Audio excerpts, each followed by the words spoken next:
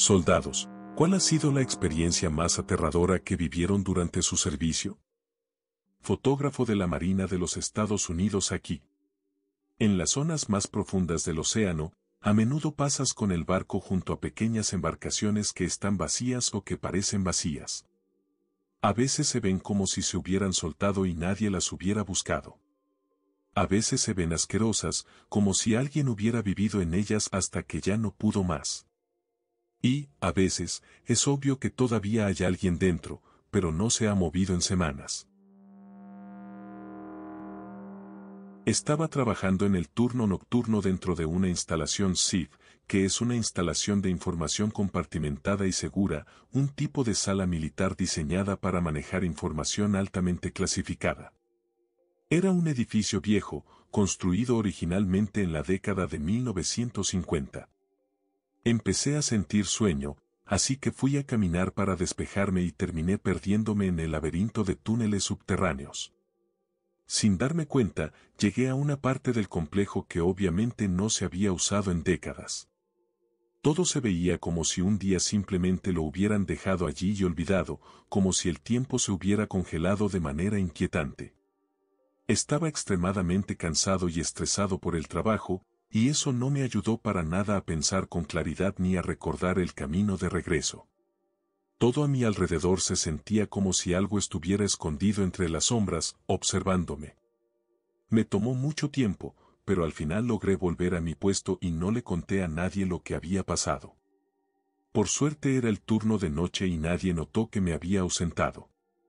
Un año después llegó un chico nuevo y, en plena madrugada, se levantó y salió a caminar. Un par de horas más tarde volvió con la cara de alguien que acababa de ver un fantasma. Yo solo le hice un gesto de complicidad y él entendió que yo sabía exactamente por lo que acababa de pasar. Fui parte de un equipo cuya tarea era desmantelar edificios antiguos de los que nuestra agencia se estaba mudando. Nosotros vaciábamos el edificio por completo, retirando todo el equipo de oficina y los muebles, y luego lo entregábamos para su disposición final. Algunos edificios eran demolidos y otros pasaban a diferentes ramas de las Fuerzas Armadas. En fin, todo el edificio de esta historia era una instalación SIF, que significa instalación de información compartimentada y segura.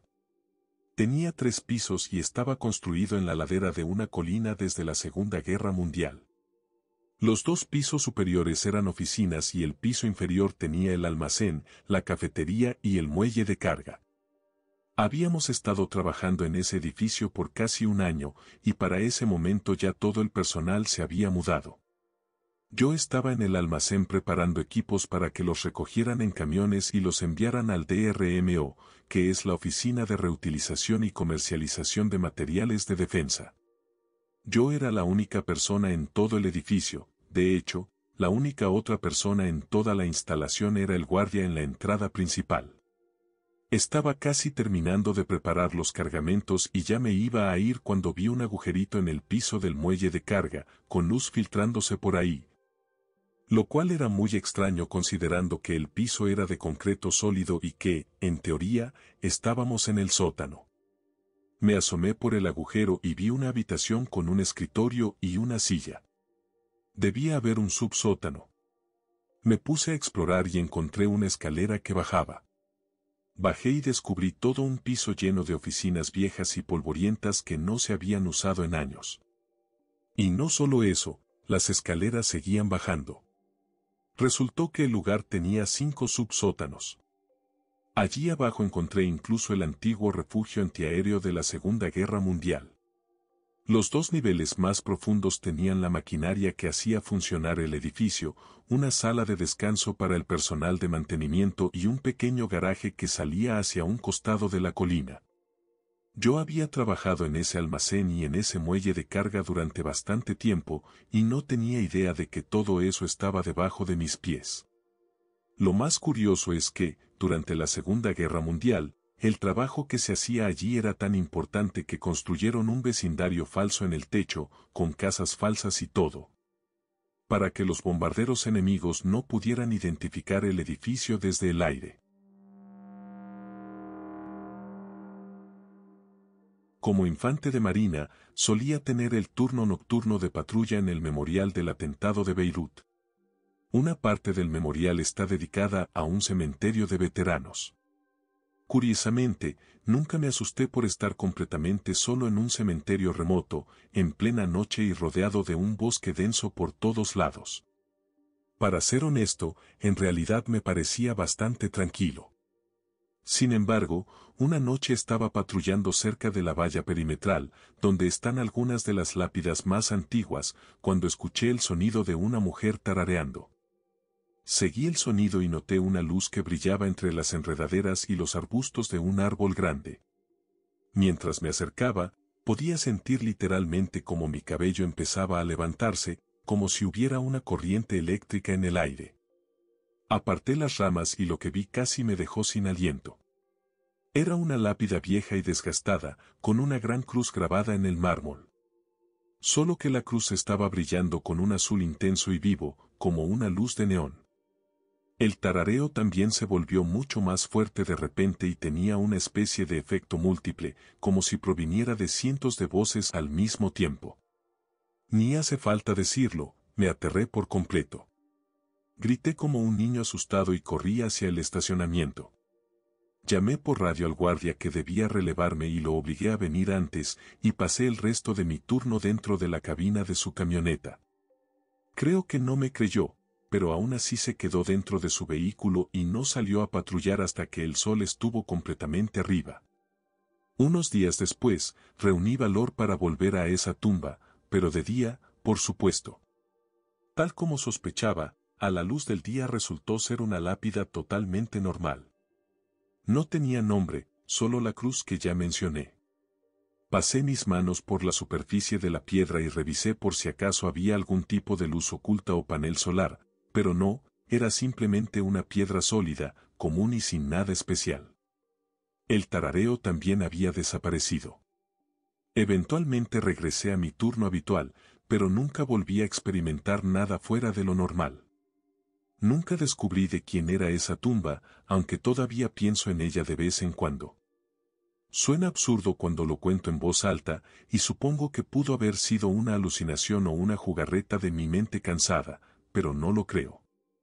Siento que fue real, un fantasma o algún tipo de espíritu, aunque no me pareció para nada maligno. Esta es la historia de mi padre. Después de terminar su servicio en Vietnam, lo enviaron a una base de la Fuerza Aérea en Groenlandia. Allí tenían ventiscas terribles, y cuando llegaban, la base cerraba por completo y cada sección de los barracones hacía un pase de lista. Aquellas tormentas eran intensas de verdad. Entre los edificios había cables tensados para que la gente se sujetara con un mosquetón. Si había un apagón blanco repentino, eso evitaba que te perdieras y murieras congelado. Varias personas habían muerto literalmente a 20 metros del refugio porque se desorientaron con el mal clima y se congelaron. Mi padre decía que, durante unos 5 meses, cada vez que se declaraba cierre por mal clima escuchaban unos gritos horrendos afuera. Todos estaban registrados y dentro del edificio, así que no se arriesgaron a enviar a nadie a investigar. Lo atribuyeron a un animal. Sin embargo, cada vez que escuchaban esos gritos, la sala de motores terminaba completamente destrozada. Herramientas por todas partes, papeles tirados en el piso, mesas y cajas de herramientas volcadas.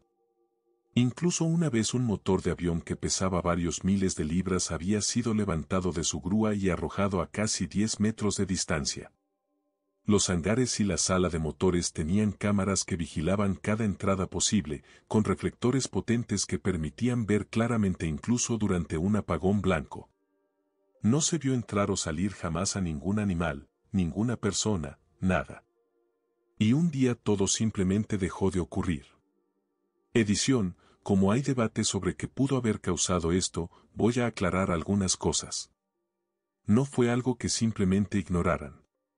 Costó mucho dinero y arruinó al menos una rutina de vigilancia, lo que hizo que varios altos mandos del Departamento de Defensa y de la Agencia Central de Inteligencia presionaran con fuerza al comandante de la base. Además de su función militar, Esa instalación también servía como base para mucha investigación civil. Se hizo una investigación completa con todo tipo de científicos, ingenieros y especialistas. No lograron encontrar una explicación satisfactoria. No creo en lo paranormal, y mi padre tampoco. Esta es la única historia de ese tipo que tuvo en 22 años de servicio. Nadie sabe qué ocurrió. Fue extraño en todos los sentidos. Cientos de personas hicieron reportes y documentaron todo esto. No fue simplemente un grupo de mecánicos rascándose la cabeza y lanzando teorías al azar. Hablé con mi madre y ella me comentó un par de detalles que olvidé. Después de una de esas ocasiones, el avión U-2 que estaba en el taller apareció con todos sus sistemas electrónicos encendidos. Muchos de esos sistemas eran diseños especiales hechos para ese modelo y para la misión específica de esa tripulación. Eran complejos y antiguos. Muy pocas personas sabían operar ese equipo, y en toda la base solamente podían hacerlo 2 ingenieros y la tripulación del avión. No era simplemente apretar botones y encender interruptores. Otra vez desaparecieron 3 barriles de fluido hidráulico y nunca fueron encontrados. Dudaban que los gritos fueran el viento porque se producían en ráfagas cortas e irregulares, y el viento nunca volvió a generar esos sonidos. Pensaron que podría haber sido un oso polar, pero incluso así, la coincidencia temporal era extremadamente extraña. Por último, el centro de control registró interferencias y lecturas anómalas que, otra vez, tenían la coincidencia perfecta de ocurrir solo cuando sucedían estos incidentes. Nunca lograron reproducir esos errores en condiciones controladas. Marina de los Estados Unidos. Cuando estaba en Groton, Connecticut, haciendo el curso básico para personal enlistado en submarinos, me tocó patrullar los barracones de noche. Yo tenía un UI, que significa en entrenamiento, así que le estaba enseñando cómo funcionaba todo. Qué revisar y cómo revisarlo. Principalmente eran extintores y puertas aseguradas. En el segundo o tercer piso de los barracones había una sala de recreación con un televisor, sillas y un piano. Ten en cuenta que todos estaban dormidos y eran las 2 de la madrugada. Se me ocurrió pasar a ver si recordaba cómo tocar un poco el piano. Después decidimos continuar con la patrulla, así que empezamos a caminar por el pasillo cuando escuchamos que sonaba una sola nota del piano. Ambos la escuchamos, yo estaba hablando en ese momento y nos quedamos mirando hacia atrás, y luego nos miramos entre nosotros para confirmar si habíamos oído lo mismo. Lo ignoramos, pensando que era nuestra imaginación jugando con nosotros. Pero en cuanto llegamos al final del pasillo y abrimos la puerta de la escalera, se escuchó una nota aguda proveniente del mismo pasillo, en dirección a la sala donde estaba el piano. Salimos de ese piso lo más rápido posible y más tarde compartimos la historia con algunos compañeros. Ellos nos contaron relatos de marineros que habían muerto en esos mismos barracones. Submarinista aquí. Hay pocas cosas tan inquietantes como recorrer la sala de máquinas entre las 23 horas con 30 minutos y las 5 horas con 30 minutos, completamente solo durante el turno de guardia. Cuando el submarino está apagado casi por completo en puerto, se convierte en un lugar extremadamente silencioso.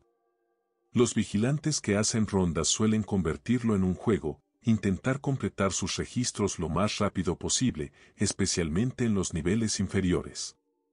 Durante un periodo en puerto, el submarino estaba atracado en Pearl Harbor y varias personas empezaron a quejarse de una sensación muy incómoda. Yo estaba en el turno de medianoche como CEO, el operador de ingeniería superior y un suboficial jefe senior regresó para hacer su recorrido obligatorio de las 3 de la madrugada.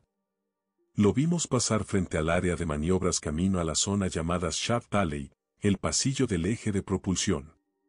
Este suboficial jefe senior era del tipo veterano curtido, y normalmente pasaba un buen rato sentado solo en los niveles inferiores de la sala de máquinas, reflexionando sobre la vida. Así que no nos sorprendió verlo dirigirse allí. Lo que no esperábamos era que regresara corriendo hacia el área de maniobras apenas unos minutos después. El hombre estaba pálido y respiraba con dificultad. Nos pusimos rectos al instante, con los ojos tan abiertos como los de él, pensando que estábamos a punto de anunciar y enfrentar una emergencia grave en el submarino. Se dejó caer en la silla de Ledo, el oficial de ingeniería de guardia. Pasaron unos momentos tensos y silenciosos. Estábamos al borde del asiento. Finalmente abrió la boca y nos habló del maldito fantasma en Shaft Alley. Juraba que un marinero había pasado frente a él mientras estaba sentado sobre un cubo de basura en ese pasillo. Su primera reacción fue llamarlo para ver quién era. Pero de repente se dio cuenta de que ese tipo no iba vestido correctamente. Describió lo que llevaba puesto, los antiguos uniformes navales de la Segunda Guerra Mundial. Así que se levantó rápido para alcanzarlo, y lo hizo. Lo siguió hasta la parte más trasera del submarino. El tipo se giró hacia el suboficial jefe senior. Lo miró directamente. Luego se dio la vuelta y literalmente caminó a través de la estructura del submarino, desapareciendo por la popa como si nada. Fue en ese momento cuando el suboficial jefe senior decidió que ya era hora de salir de Shaft Alley, y lo hizo de inmediato. Jura una y otra vez que sabe lo que vio. Y yo, desde luego, no iba a salir del área de maniobras esa noche para averiguarlo. Es miembro de la Guardia Costera de los Estados Unidos aquí. Vi un fantasma y algunas cosas realmente inquietantes cuando estábamos retirando la vieja lente Fresnel del faro de Presque Isle, en Michigan. También vi luces extrañas y aterradoras, además del fuego de San Telmo, cerca del viejo faro de Beaugossance. Las brújulas y las radios dejaron de funcionar, el radar y el sistema de posicionamiento satelital tampoco funcionaban. El faro cerca de Sturgeon Bay también está embrujado, y cuando nos quedamos en el faro de Two Rivers, toda la familia vio al fantasma. Hay varios faros en los Grandes Lagos que están disponibles como alojamientos vacacionales para personal militar en servicio activo, reservistas o retirados. Nosotros nos alojamos en el faro Robley Point y en el faro Sherwood Point.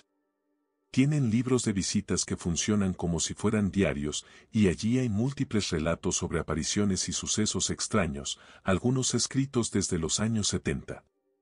Sé perfectamente que Sherwood Point está embrujado. No es mi historia, sino de un artículo. El tiroteo que nunca ocurrió. Tyler Richards. Al-Qaim, Irak, años 2006 y 2007. La estación de tren fue atacada por insurgentes en plena noche. Cada puesto estaba devolviendo el fuego con armas pesadas operadas por tripulación. El equipo de movilidad antiblindados, que es la unidad especializada en armas y vehículos para destruir blindados enemigos, salió más allá del perímetro para enfrentar a los atacantes. Y estaban coordinando el uso de helicópteros de ataque Cobra y del sistema de misiles guiados antitanque. Todos dispararon lo suyo. Cuando amaneció, la fuerza de reacción rápida salió a hacer una evaluación de daños en el combate.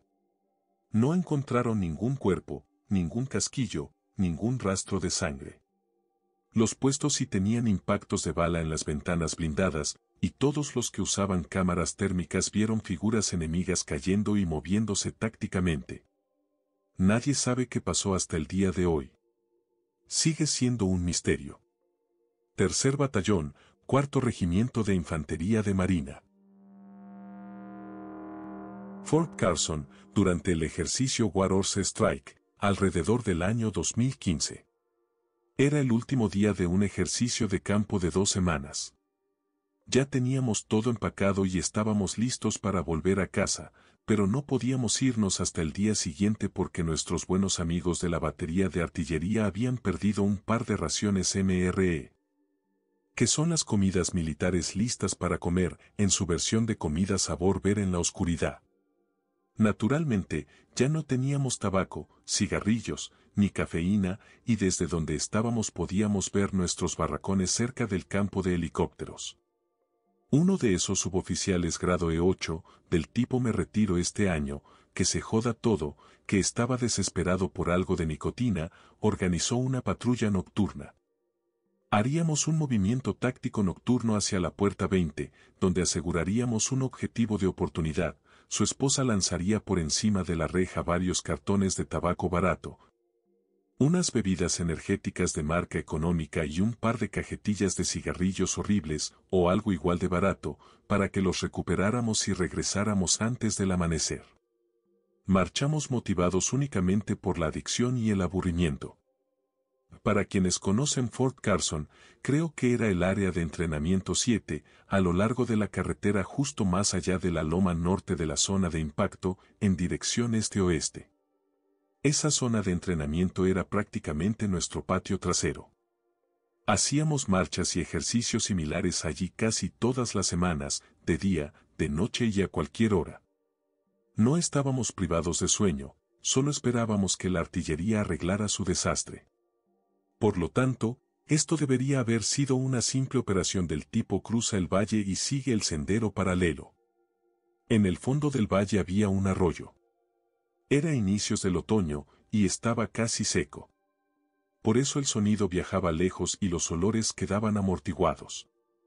La noche estaba totalmente despejada, apenas un pequeño cuarto menguante de luna dando muy poca luz, pero teníamos visores nocturnos. En el mismo instante en que cruzamos el arroyo nos golpea un olor repugnante.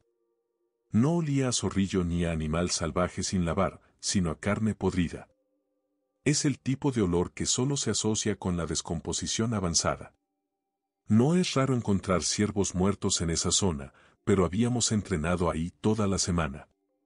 No había nada antes, y ese olor es imposible de no detectar. Pero queríamos nuestra nicotina y nuestra cafeína. Así que seguimos adelante, asumiendo que sería un animal muerto. El bosque alrededor del arroyo tenía unos 200 metros de ancho, apenas unos minutos de camino. Yo, siendo el otro suboficial del grupo, iba al final de la fila para asegurarme de que nadie se quedara atrás en la oscuridad. He tenido la sensación de ser seguido antes. Caso y disfruto estar solo en la naturaleza.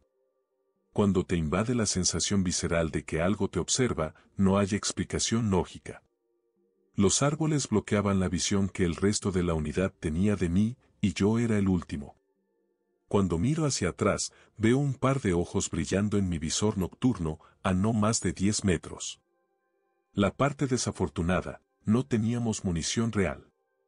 Aunque sinceramente, tampoco habría querido explicarle nada de eso a los oficiales encargados. La otra parte desafortunada, teníamos un objetivo y no podíamos detenernos a investigar. Puedes apostar que apresuré el paso y salí de ese valle lo más rápido que pude. De regreso tomamos el camino largo para disfrutar nuestro botín con algo de privacidad.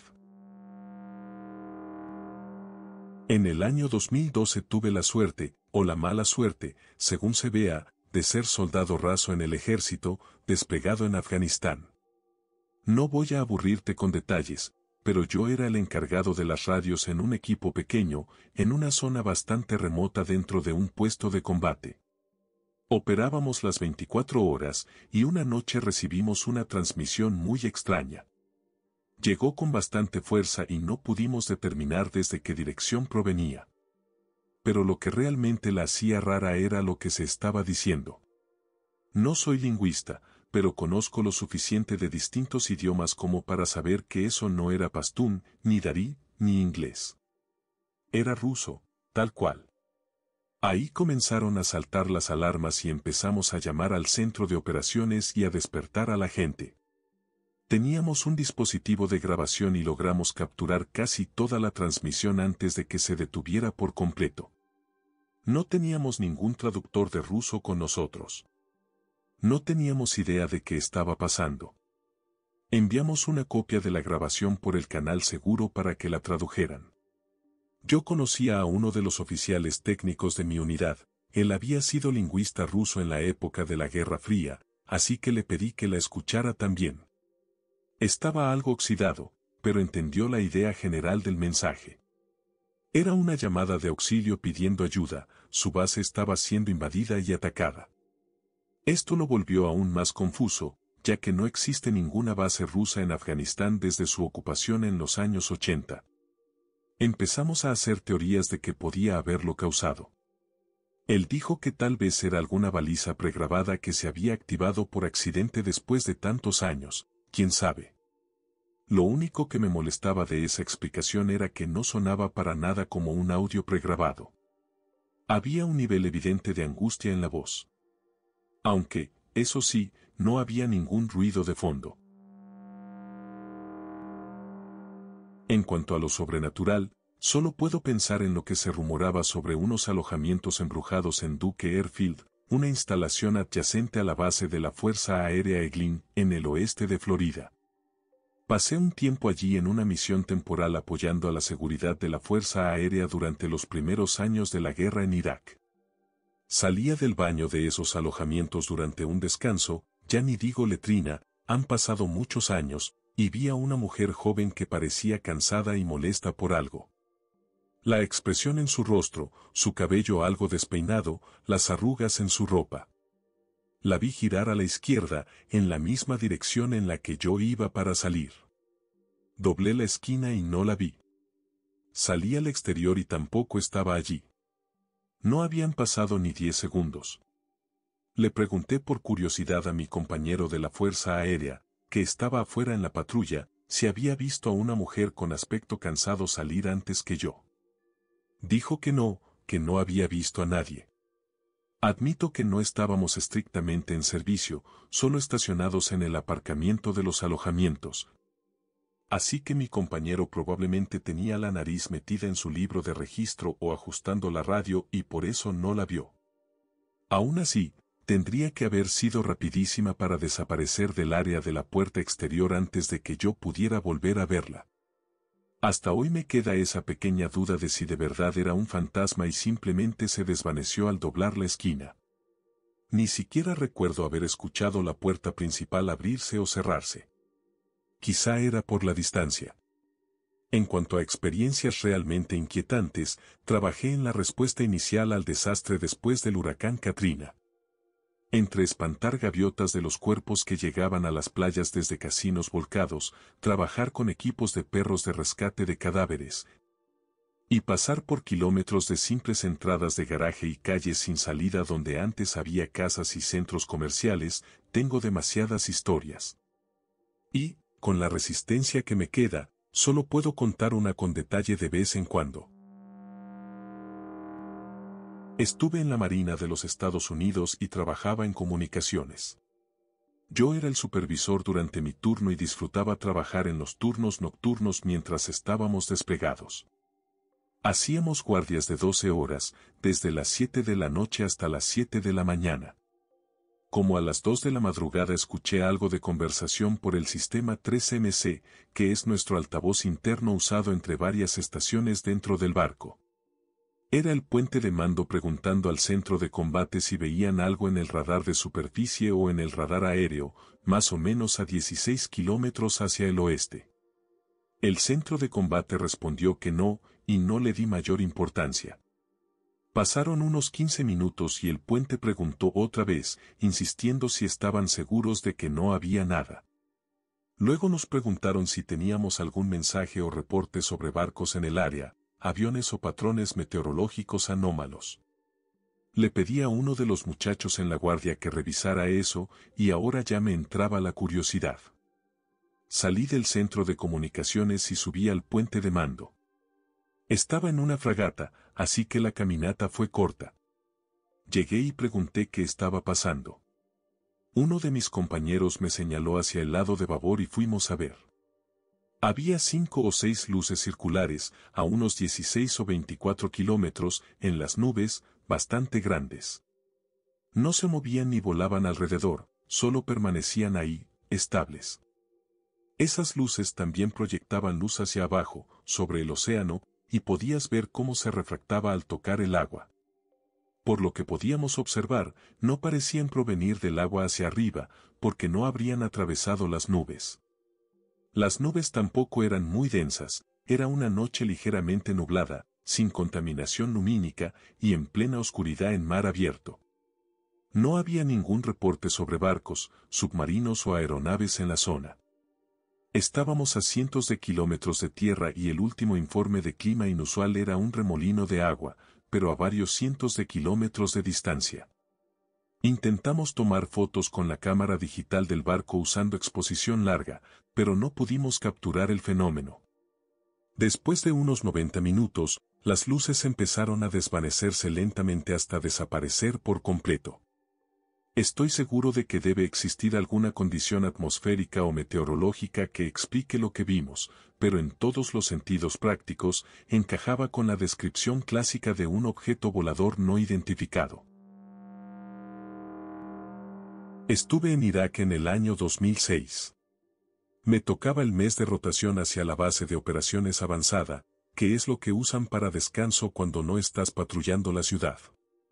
El lugar se llamaba Baaria, y era un complejo enorme que, supuestamente, los hijos de Saddam Hussein usaban para violar y torturar mujeres. Nunca lo buscamos en ninguna fuente oficial, eso era lo que contaban allí. La torre de vigilancia tenía 2 pisos y para subir al segundo nivel había que usar una escalera de caracol hecha de metal.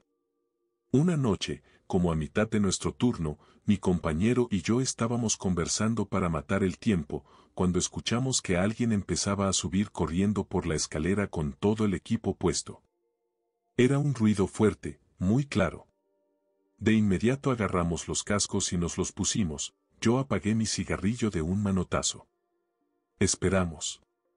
Y esperamos. Y esperamos. Lentamente me doy la vuelta para mirar hacia la escalera. Tomo mi linterna Surefire y mi ametralladora ligera SAW. No había nadie. Le digo a mi compañero que voy a revisar, por si el COG, el comandante de guardia, estaba intentando sorprendernos.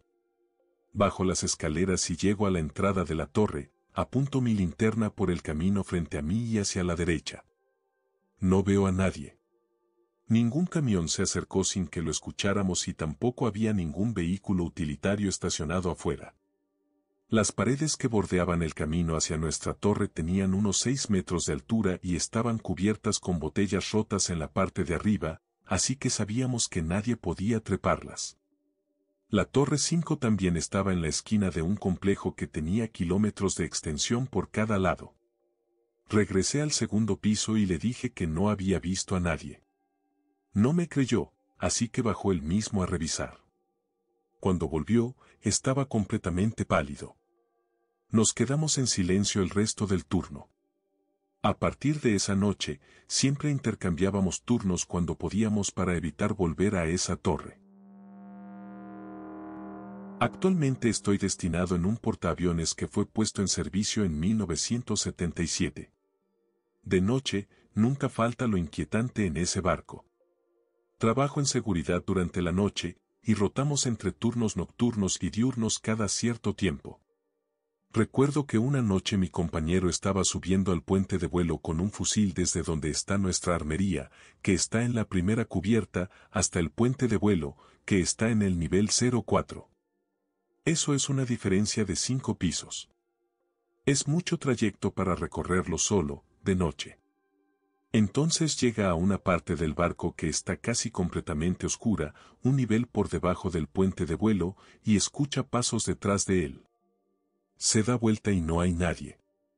Así que acelera el paso, y cuando lo hace escucha que esos mismos pasos también aceleran. Mira otra vez hacia atrás y esta vez ve una figura oscura a unos 9 metros de distancia. En ese punto se le activa el interruptor mental del al diablo con esto y empieza a trotar rápido. Entonces escucha los pasos acelerarse también y correr detrás de él. Sube a toda velocidad el último tramo de escaleras hasta el puente de vuelo y corre hasta donde estábamos nosotros, en la parte delantera del barco. Llega pálido como un fantasma y nos cuenta lo que le pasó. Desde entonces evitamos esa zona del barco. Además de eso, en el 7º nivel del barco, el penúltimo antes del casco, hay áreas de almacenamiento de municiones, básicamente donde guardamos las bombas de los aviones. Hace muchos años, una niña cayó por uno de los pozos de escalera, que literalmente es una caída de 6 pisos hasta el fondo. Murió. En esa zona hay cadenas y otros objetos que pueden moverse, y dicen que, por la noche, si no estás prestando atención o estás distraído, ella pasa y hace sonar las cadenas que cuelgan del techo o mueve cosas. El área trasera del barco, llamada fantel, que es una zona exterior que da al agua en la popa, también tiene varios fantasmas que molestan a los dos vigías que están de guardia ahí. Uno de los fantasmas es el de una niña, la escuchas reír, luego oyes una pelota rebotando en la cubierta y después un chapuzón en el agua. Hay también un fantasma que aparece cuando te estás quedando dormido en la guardia. Lleva el uniforme de gala, te toca el hombro y te dice, no informes esto, y luego se lanza al agua. Aparte de eso, siempre hay una sensación constante de que te están observando si estás solo por la noche en ciertas partes del barco. Mientras servía en el ejército de los Estados Unidos en Alemania, en los años 80, mi trabajo era vigilar la frontera y hacer patrullas nocturnas. Una noche vimos un globo aerostático viniendo desde el este. Era una zona en la que estaba prohibido volar, y ver ese globo me asustó tanto a mí como a mi sargento. Más tarde descubrimos que eran desertores de Alemania del Este, con su familia, viajando en el globo. Aterrizaron sanos y salvos a unos 6 kilómetros de donde estábamos. Aunque nunca llegué a ver a la familia, después supe que ya lo habían intentado una vez antes y habían fallado. Libertad a cualquier costo. Todavía se me eriza la piel al recordar ver aquel globo, con las boquillas de gas encendiéndose para mantenerlo en el aire. Resultó ser un evento enorme, el globo se incendió y casi se estrellan. Fue impactante ver esa cosa cruzando la frontera y preguntarnos qué demonios era. Serví en la Marina de los Estados Unidos entre 2001 y 2006. Vi cosas muy fuertes, pero esta se llevó el premio. Estaba destinado en Norfolk, Virginia, y en mi escuadrón nuestro oficial de suministros, conocido como Supo, era un tipo realmente amable. Un poco nerd, sí, pero en general muy relajado y sencillo. Siempre hacía todo lo posible por ayudar a la gente y también nos daba equipo extra si se lo pedíamos. Incluso había ido un par de veces a su casa para parrilladas o simplemente para pasar el rato. Eso sí, él pedía permisos con frecuencia y a menudo se iba temprano los viernes. Más o menos por esa misma época, entre 2004 y 2005, la policía local tenía una investigación enorme entre manos.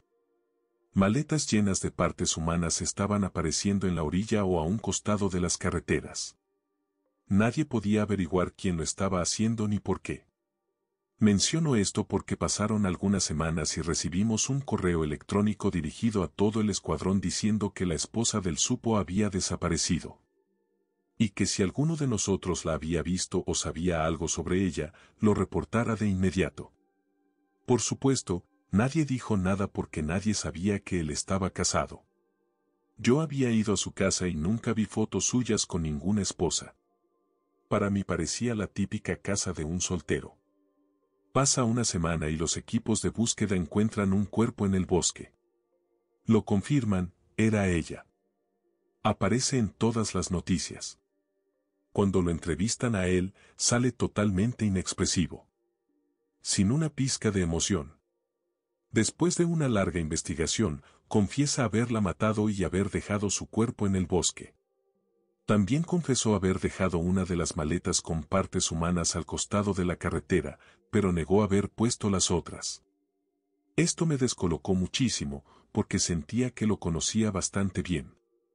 Bromeábamos todo el tiempo en el trabajo y parecía un tipo completamente normal. Fuerza Aérea de los Estados Unidos aquí. No tengo permitido decir exactamente a qué me dedico, pero el tipo de avión en el que trabajo voló en Vietnam y transportó cadáveres de regreso. Después de Vietnam fue reutilizado para otras misiones.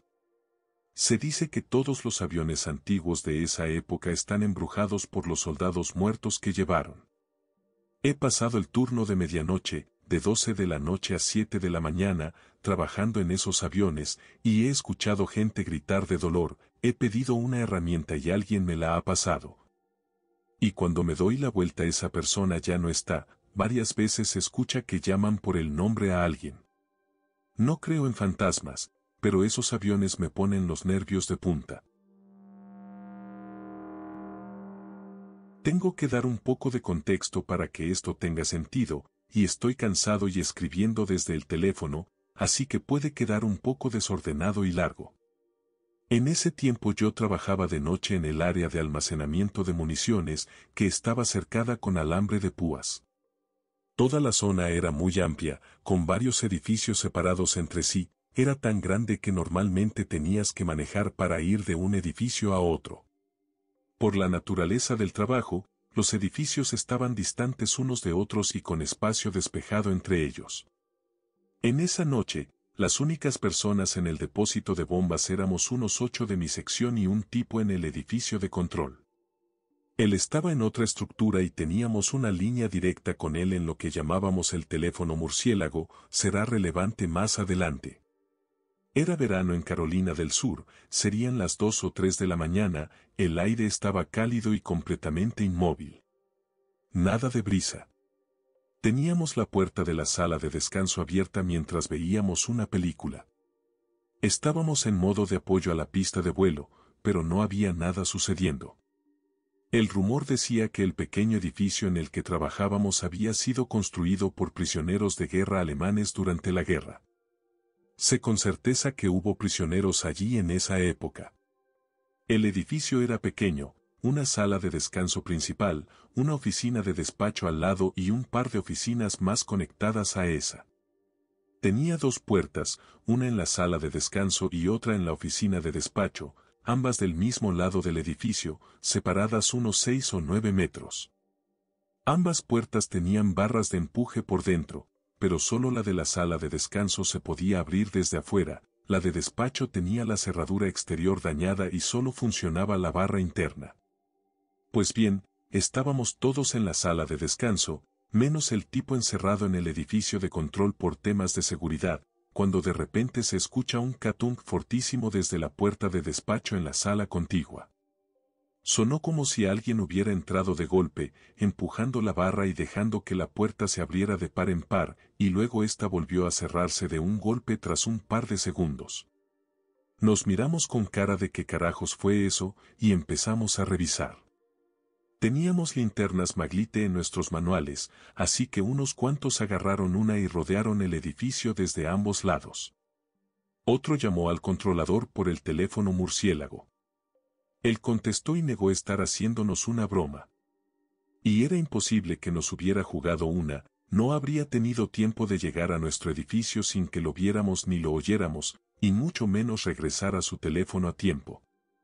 Cualquiera que tenga experiencia sabe lo lejos que viaja el sonido a las 3 de la mañana en un verano de Carolina del Sur. Podías escuchar los pitidos de un teclado de acceso a cientos de metros. No había forma de que hubiera corrido hasta acá, entrado, empujado la puerta, corrido de vuelta, entrado a su edificio, metido su código y respondido la llamada. Pero lo que más me sacó de onda fue la maldita barra. Esa puerta simplemente no se abría desde afuera, y todos escuchamos claramente como alguien empujó esa barra con fuerza, la puerta se abrió, quedó suspendida unos segundos y luego se cerró. Y no había absolutamente nada de viento, y si lo hubiera habido, habría pasado por nosotros porque estábamos sentados frente a la única otra puerta. Fue rarísimo. Además, había veces en que tenía que ir a recoger un remolque detrás de uno de los otros talleres al fondo del depósito de bombas, y apenas salía del camión para hacer el inventario me invadía una sensación espantosa. No solo incomodidad, un mal presentimiento brutal. Lo describiría como la sensación de que algo estaba justo arriba y detrás de mí, y que me odiaba estar ahí. Pura ira, rabia y odio. Y no se iba hasta unos 15 minutos después de manejar lejos de ese edificio. Una noche, otro conductor que había llegado justo antes que yo a recoger un remolque me preguntó si también sentía algo raro ahí, y claro que sí. Así que al menos una vez alguien más confirmó la misma vibra. Todo esto ocurría en el turno de madrugada, de 11 de la noche a 7:30 de la mañana. Escuché algunas historias de otras personas sobre cosas que habían pasado ahí por la noche, pero como no eran mis historias, no puedo garantizar que tan ciertas son. Lo único más que me pasó ahí fue que juro que vi la silueta perfectamente definida de un hombre caminando por un campo abierto entre dos iglús de almacenamiento. Cuando me giré para marcar mi código en la puerta, de reojo capté el movimiento de dos piernas y un brazo, como alguien dando un paso. Cuando miré de nuevo, era solo un campo vacío. Tal vez mi mente me jugó una pasada, pero ese lugar podía ser realmente inquietante. Han pasado casi 15 años, y todavía me da escalofríos recordarlo. No me pasó a mí, sino a un amigo en la estación aérea naval de Vivey Island, en Washington, al norte de Seattle. No es algo paranormal, pero sí muy extraño. Él trabajaba para uno de los escuadrones, no recuerdo cuál. Le tocó hacer guardia nocturna como vigilante itinerante. Así que estaba haciendo sus rondas y se encuentra con una abertura en el piso. Debía haber estado cubierta antes, porque no tenía recuerdo de verla ahí. Baja por la abertura. Se encuentra en un túnel largo que se extendía hasta donde alcanzaba la vista. A ambos lados había archivadores apilados. Abre uno y encuentra documentos que se remontaban a los años 60. Empieza a caminar para ver hasta dónde llega el túnel, pero se empieza a sentir incómodo, como con esa sensación de no debo estar aquí. Así que regresa a su puesto y se lo cuenta a su compañero de guardia. Ellos lo reportan, y la persona con la que habla su compañero dice, anótenlo, y no vuelvan ahí. La noche siguiente le toca guardia otra vez. La abertura sigue abierta. Baja. El túnel está completamente vacío. No hay nada. Un día después, la apertura está sellada y pavimentada. Ese mismo día lo llaman aparte y le dicen, no hables nunca de lo que viste. Fui médico militar, un corpsman, destinado en Okinawa entre 2014 y 2016. Hay muchísimas historias sobre lo embrujada que está Okinawa. Escuché a muchos infantes de marina contarme episodios de parálisis del sueño, donde despertaban sin poder moverse, con figuras oscuras paradas sobre ellos, o más a menudo mujeres. El campamento Hansen era especialmente conocido por estar embrujado, o al menos eso decían. Trabajé en el servicio de ambulancias allí, y había un edificio de barracones en particular, no recuerdo el número, que recibió bastantes llamadas por incidentes de tipo posesión, en los que los infantes de marina de repente se volvían extremadamente violentos y comenzaban a gritar sobre demonios, al punto de que se necesitaban 10 personas para sujetarlos. Yo personalmente respondí a uno de esos incidentes.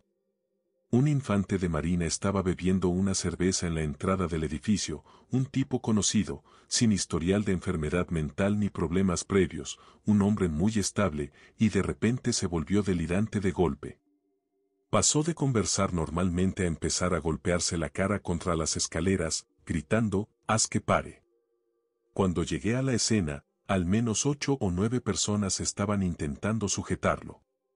Se retorcía violentamente y se contorsionaba como algo salido de la película El Exorcista, intentando golpear su cabeza contra el piso.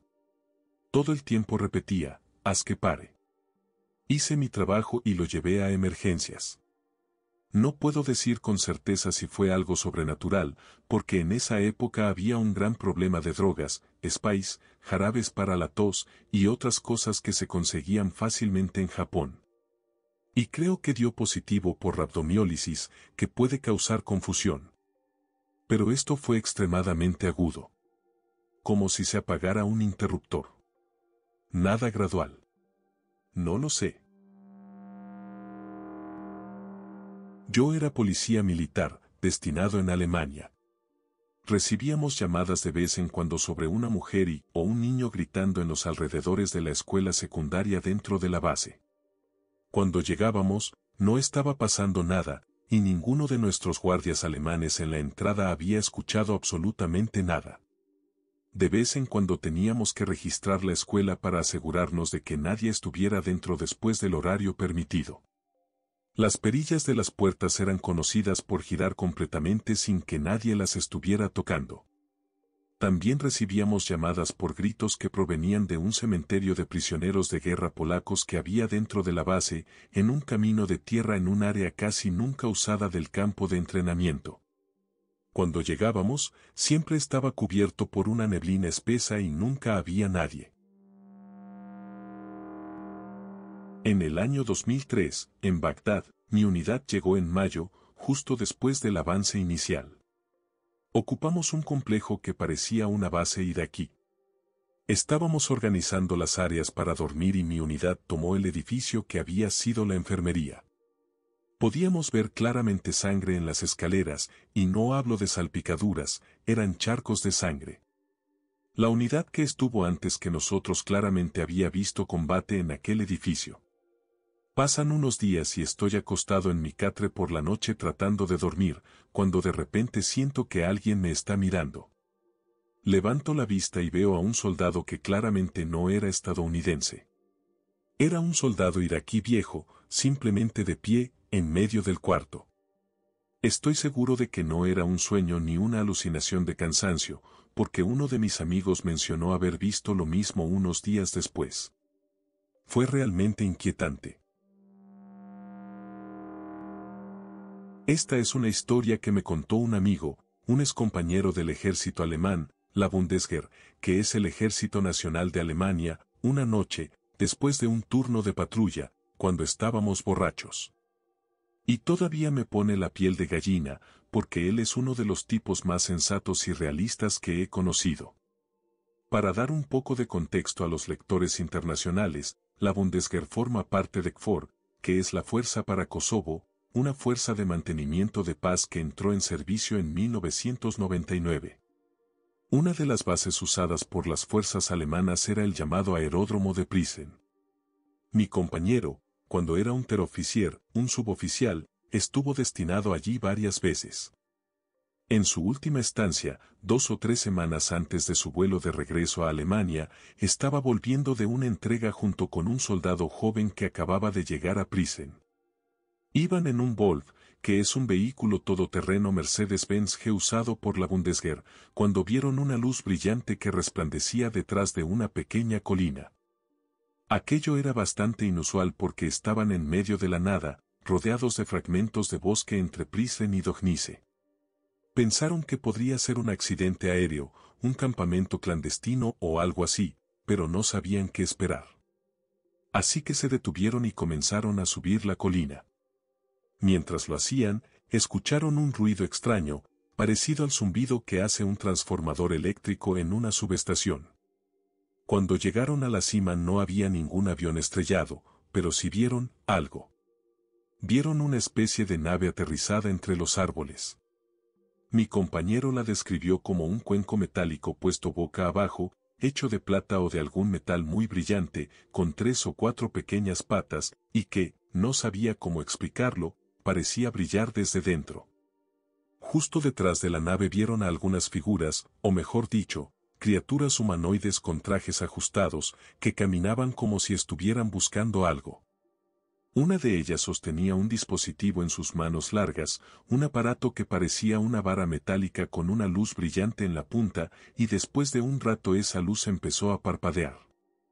Entonces otra de las criaturas se arrodilló y pareció recoger una muestra de alguna planta o algo por el estilo. Justo después, todo esto ocurrió en 1 o 2 minutos, las criaturas entraron en su nave por una compuerta. La nave comenzó a flotar sobre el suelo, sin tocarlo. En ese momento, mi compañero dijo que ellos empezaron a sentirse extraños, mareados, y simplemente se desmayaron. Despertaron media hora después, tirados en el suelo, mirando hacia el cielo. Los dos pensaron que estaban locos, que no podían creer lo que habían visto. Bajaron al lugar donde habían visto la nave y los seres, y encontraron marcas en el suelo hechas por las patas de aterrizaje, pero nada más. Por supuesto, no reportaron nada, porque todos habrían creído que estaban completamente locos. Guardacostas aquí. Una vez, a bordo del cortador, tuvimos una fuga de combustible enorme en una de las salas de ingeniería. Así que hicimos lo que estamos entrenados para hacer y evitamos que hubiera un incendio. Durante la limpieza es cuando la cosa se volvió rara. Mi subordinado y yo teníamos la tarea de abrir las válvulas y encender la bomba para succionar el combustible y el agua acumulados en la sentina. Nada complicado, lo había hecho cientos de veces. Tocamos todas las válvulas correctas y los desechos de la sentina estaban yendo al tanque de desechos correspondiente. Incluso teníamos confirmación de un compañero que estaba monitoreando los niveles del tanque. Todo estaba bien. De repente, parpadeé más largo de lo normal, sin razón. Mi visión se puso borrosa y recibí una llamada por radio del tipo que miraba los niveles. Los 20 centímetros de fluido que habíamos puesto en ese tanque habían desaparecido y estaban, de pronto, en el otro tanque. ¿Qué demonios? Mi alineación de válvulas estaba perfecta y seguí el procedimiento como siempre. Reviso las válvulas una y otra vez. Estaban alineadas hacia el otro tanque. Válvulas que recuerdo perfectamente no haber tocado, y que hacía 30 segundos le estaba enseñando a mi subordinado que no debía tocar para esta tarea. Corregimos las válvulas y empezamos a mandar el fluido de vuelta al tanque correcto. Todo vuelve a la normalidad. Después de que salvamos el día, los tres, yo, mi subordinado y el que monitoreaba los niveles, nos juntamos para comparar notas sobre que salió mal al bombear la sentina. Cuando mencioné la parte en la que parpadeé más tiempo de lo normal y mi visión se puso rara, los otros dos se enderezaron y dijeron que les pasó exactamente lo mismo. ¿Pero qué demonios? Empezamos a preguntar al resto de la tripulación si alguien había experimentado algo similar. Todos dijeron que no y nos miraron raro. No sé si esto entra en lo paranormal, pero definitivamente fue algo bastante inquietante. Era 1999, yo tenía 18 años, recién salido del entrenamiento avanzado, y me habían enviado a Fort Carson como mi primer destino. Me asignaron mi habitación en los barracones, me pusieron en el segundo pelotón, y todo en mi vida militar iba de maravilla. Llega el viernes, hacemos la charla de seguridad y uno de los cabos especialistas me dice que pase a su cuarto después de la formación para compartir unas cervezas. Yo era menor de edad, así que técnicamente no podía, pero pensé que no pasaría nada, quería conocer gente y encajar, y una cerveza no parecía un gran problema. Me puse mis jeans favoritos y una camisa de botones de manga corta, sí, bastante ingenuo, y fui a tocar a su puerta. Lo que vi al entrar fue lo más extraño que he presenciado en mi vida. 9 miembros de mi pelotón estaban reunidos, aún vestidos con su uniforme, viendo un tipo de contenido que normalmente nadie vería en grupo. Solo estaban ahí sentados, conversando y tomando cerveza como si fuera algo totalmente normal. Me ofrecieron una bebida y me preguntaron si quería quedarme. Les dije, soy menor de edad, voy a pasar. Hicieron unas bromas, pero no insistieron. Aún así, la escena me dejó con una sensación extraña. No sé qué pasó después de que me fui, y nunca volví a mencionar el tema. Te voy a contar una historia que escuché de mi padre, que ya falleció. Él fue controlador de tráfico aéreo en la Fuerza Aérea durante toda su carrera, trabajó en aproximación, en control por radar, en todo ese tipo de operaciones. Llegó al grado de sargento mayor jefe y sirvió 24 años. Era un tipo directo, firme pero justo, y nunca en mi vida lo escuché exagerar una historia ni inventarse nada. Unos años después de que se retiró, viajábamos juntos y yo tenía puesta la radio Coast to Coast AM, ese programa que habla de temas paranormales y cosas extrañas. Entonces me contó que, cuando estaba de servicio en la base aérea de March o en Edwards, no recuerdo cuál, fue hace tiempo. Vio algo en los radares que era increíblemente rápido y hacía maniobras que no deberían ser físicamente posibles. Revisaron con otras unidades y confirmaron que no era un fallo del equipo ni una anomalía técnica. Al día siguiente apareció un teniente coronel al que nadie conocía, reunió a todos los que habían estado de turno, al jefe de control y al oficial a cargo, y básicamente les dijo que no había pasado nada, que no habían visto nada y que lo olvidaran si querían mantener sus carreras. Como dato aparte, mi padre participó en las pruebas del SR-71, del caza furtivo y de los 2 bombarderos furtivos. Él comentaba esas historias con libertad cuando esos aviones fueron desclasificados, e incluso me trajo modelos que les regalaban a los técnicos y al personal de las bases, supongo que como material promocional. Él fue muy claro al decirme que lo que había visto aquella noche no era nada de eso. Me dijo que estaba casi seguro de que se trataba de un objeto volador no identificado, o algo por el estilo. Yo no sé qué pensar del tema, tampoco estoy metido en ese mundo, pero conozco a mi padre, y sé que él realmente no encontraba explicación para lo que ocurrió esa noche. Mi abuelo nos contó una historia sobre sus vuelos en Corea.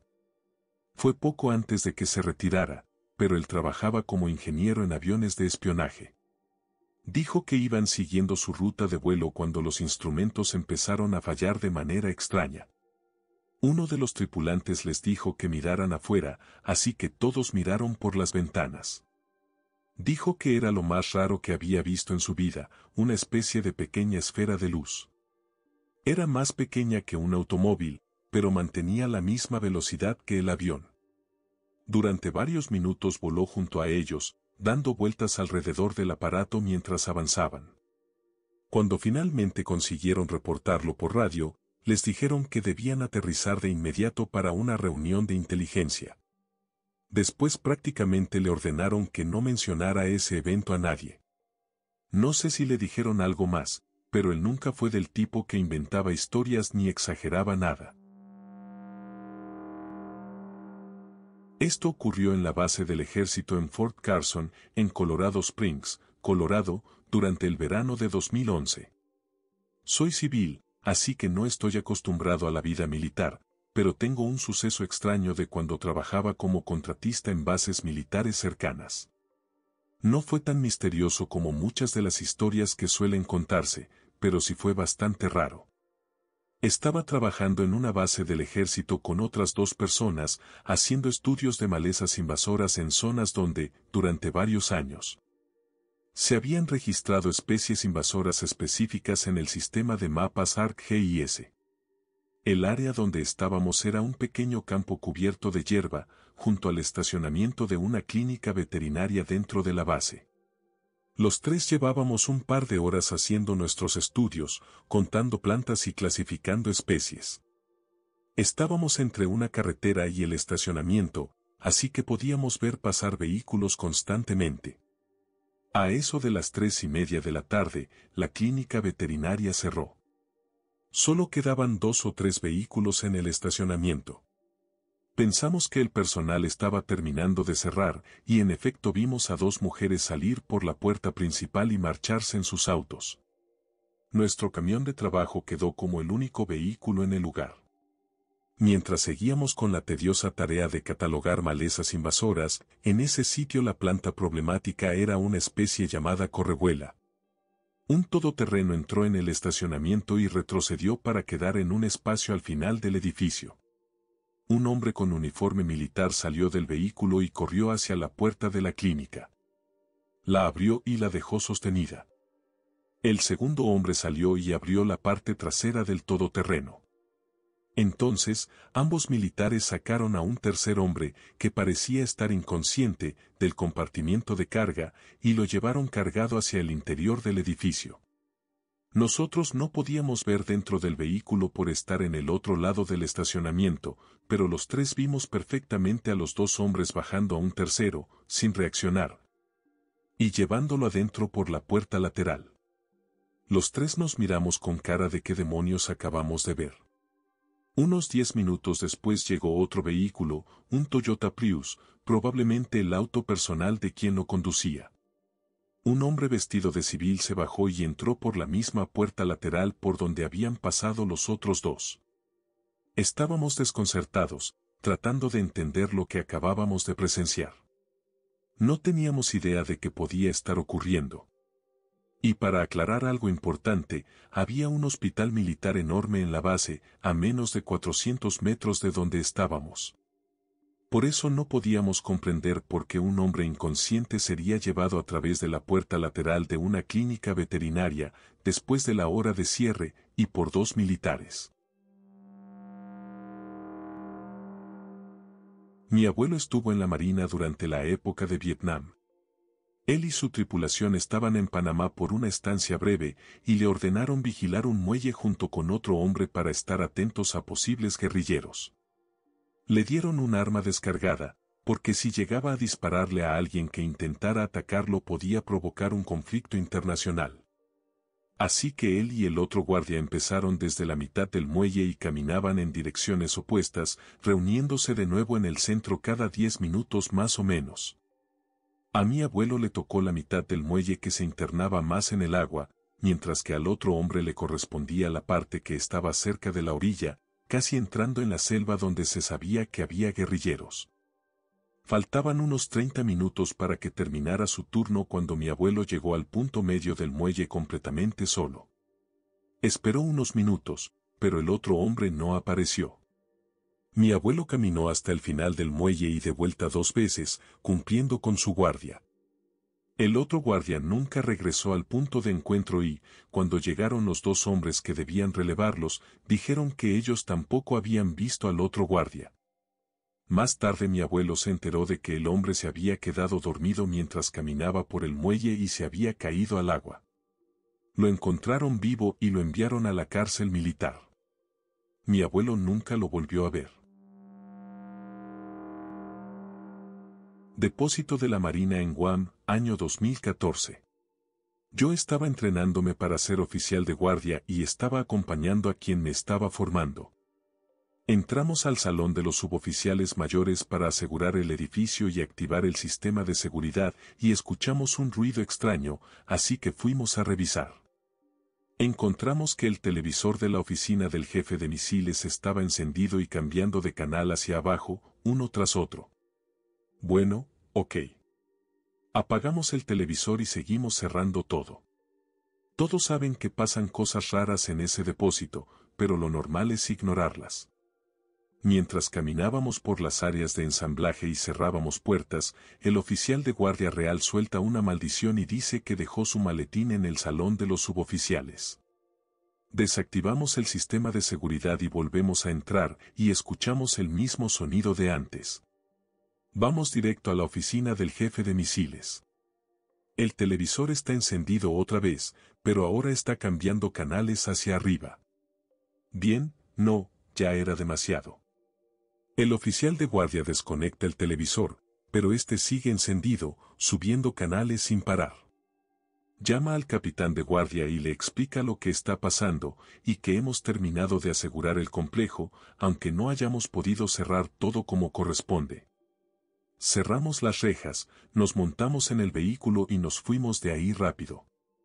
No encontramos el maletín y decidimos que ya lidiaríamos con eso a la mañana siguiente. Estaba en el Cuerpo de Infantería de Marina entrenando en Pensacola, Florida, en la Escuela de Candidatos a Tripulación Aérea de la Marina. Nos estaban haciendo radiografías en la enfermería cercana. El lugar estaba medio vacío, y además estaba justo entre nuestros barracones y el faro, que ya de por sí era bastante inquietante. Éramos 4 marines esperando para ser atendidos, pasando de uno en uno. Yo no fui ni el primero ni el último en entrar. Las luces estaban casi todas apagadas. Pensé que era porque solo estaban usando un par de habitaciones y no querían gastar electricidad. Me llamaron, entré, y el pasillo estaba oscuro. A mi derecha había una puerta sencilla, y más adelante un par de puertas dobles. Esto llamó mi atención porque las puertas dobles no coincidían en absoluto con la otra puerta, parecían de un lugar totalmente distinto. Seguí caminando hasta la última puerta, donde estaba la máquina de rayos X. Me tomaron las radiografías sin ningún problema, pero honestamente se sentía como si estuviera en un sótano o una mazmorra. Cuando terminé, me enviaron de vuelta a esperar con los demás, así que regresé por el mismo pasillo. Pasé una sola puerta a mi izquierda, y de inmediato sentí que algo no cuadraba. Las puertas dobles no estaban. El pasillo era mucho más corto. Todo era distinto a lo que acababa de ver minutos antes. Me asusté, pero mantuve la calma. Les conté a mis compañeros, pensando que se iban a reír, pero no, todos dijeron que ese lugar también les daba muy mala espina. No sé qué significaba. Recuerdo claramente las dos ventanas oscuras de aquellas puertas dobles, con una luz al fondo del cuarto. Ojalá supiera qué había detrás de esas puertas. Ojalá hubieran vuelto a aparecer, solo para confirmar que no lo imaginé. Submarinista aquí. He estado en la sala de máquinas, casi siempre solo excepto por otro compañero que estaba conmigo, y los dos vimos a alguien caminando hacia la parte delantera del compartimiento. El otro fue a seguirlo, porque yo no podía dejar mi puesto. No había ninguna salida en la dirección a la que esa figura se dirigió, así que la única forma de que saliera de ese compartimiento era volver a pasar por donde yo estaba. Pero la única persona que volvió a pasar fue mi propio compañero, el mismo que había ido a revisar. Ese tipo simplemente desapareció. Además, las luces parpadeando son increíblemente inquietantes. Obviamente, cuando estamos sumergidos no existe ninguna fuente de luz externa, así que si las luces internas se apagan, todo queda en una oscuridad total. Ver algunas luces parpadear y luego apagarse de golpe fue terrorífico, porque quedé prácticamente en completa oscuridad. Resulta que se había producido un cortocircuito en una de las líneas de iluminación justo en el mismo momento en que abrimos el interruptor de la otra línea para reemplazar un balasto. Durante uno de mis despliegues en Afganistán, alrededor del verano de 2010, mi mejor amigo y compañero de escuadra, Hartman, y yo compartíamos un CHU, que era básicamente un contenedor con aire acondicionado integrado, nuestro hogar por el siguiente año. Era pequeño, pero cómodo. Me estoy desviando. Ese día acabábamos de terminar una misión de 16 horas. Todos queríamos lo mismo, una ducha fría y una comida caliente en el comedor. Después de salir del área de vehículos, Hartman y yo volvimos a nuestro CHU. Éramos muy cercanos, hacíamos todo juntos, ir al gimnasio, al comedor, lo que fuera. Siempre que uno iba a hacer algo, le preguntaba al otro si quería acompañarlo. Nos duchamos y volvimos al CHU. Íbamos con el uniforme de entrenamiento, no con el uniforme de combate. Él me dijo, déjame llamar a mi esposa por Skype y luego vamos al comedor.